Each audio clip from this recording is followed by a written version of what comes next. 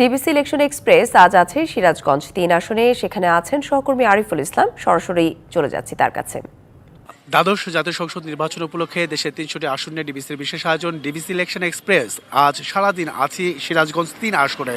বিভিন্ন রাজনৈতিক দলের যে বড় বড় তৃণমূল পর্যায়ের নেতাকর্মীরা কি অবস্থানে আছেন আগামী নির্বাচনকে ঘিরে বা প্রস্তুতিটাই বা কেমন তাদের, সেই বিষয়গুলো তুলে ধরার চেষ্টা করছি। এখন যেহেতু এই আসনটি দুটি উপজেলা নিয়ে গঠিত, রায়গঞ্জ এই উপজেলার যিনি উপজেলা বিএনপির সভাপতি শামসুল ইসলাম আমার সঙ্গে যুক্ত আছেন, কথা বলবো তার সঙ্গে আগামী নির্বাচন তারা কি ভাবছেন সেই বিষয়ে। স্বাগত জানাচ্ছি ডিবিসি ইলেকশন এক্সপ্রেসের।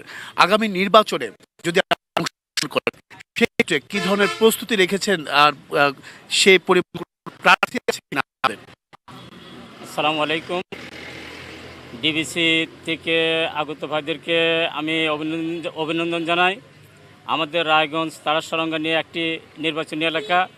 এই নির্বাচনী এলাকায় আপনি যে কথাটা বলেছেন যে আমরা নির্বাচনে এতে কতটা প্রস্তুত, বাংলাদেশ জাতীয়তাবাদী দল নির্বাচনমুখী দল, নির্বাচনের মাধ্যমেই বারবার ক্ষমতায় এসেছে।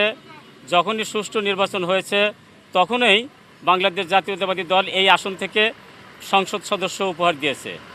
এখানে 91 সালে, 96 সালে এবং 2001 সালে পরপর আমাদের এখানে বিএনপি প্রার্থী আলহাজ আব্দুল মান্নান তালুকদার সংসদ সদস্য হিসেবে নির্বাচিত হয়েছেন। এখানে বর্তমান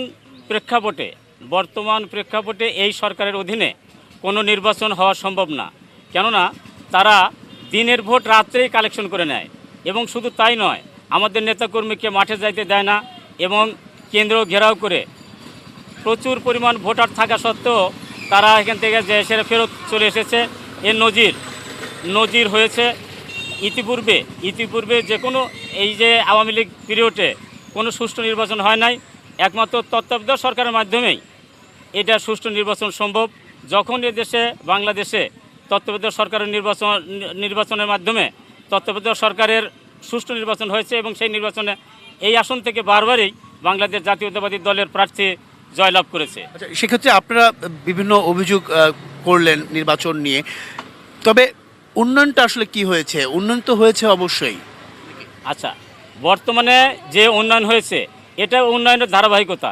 আর আমাদের সাবেক এমপি আলহাজ আব্দুল মান্নান তালুকদারের সময়, বিশেষ করে 2001 সালে এবং এই যে আমাদের বেশ এই উপজেলার চতুর্দিক থেকে আসা যাওয়ার জন্য নদী মাতৃক এলাকায় এখানে আটটি ব্রিজ, এখানে ফুলজোর নদীর উপর ব্রিজ, ভূঁইয়াগাতি নদীর উপর bridge, Bakultala bridge, Kalinja bridge, Brahmagachha bridge, পাঙ্গাসির ব্রিজ, অসংখ্য ব্রিজ এবং অসংখ্য স্কুল কলেজ মাদ্রাসা মানে নতুন এমপিভুক্তকরণের মাধ্যমে এবং রাস্তাঘাট উনি স্থানীয় সরকারের সংসদ সদস্য থাকাকালীন বিভিন্ন রাস্তাঘাট উন্নয়ন করেছিলেন, যে কারণে বাংলাদেশ জাতীয়তাবাদী দলের পক্ষে বিশেষ করে আমাদের বিএনপির দিকে মানুষ তাকিয়ে আছে।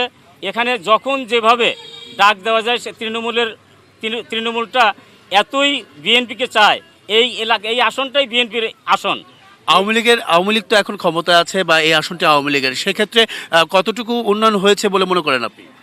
আমাদের এই 14 বছরে তেমন কোনো উন্নয়নের ছায়া, উন্নয়নের এখানে যে প্রভাব, এই আসনে তেমন কোনো কিছু নাই।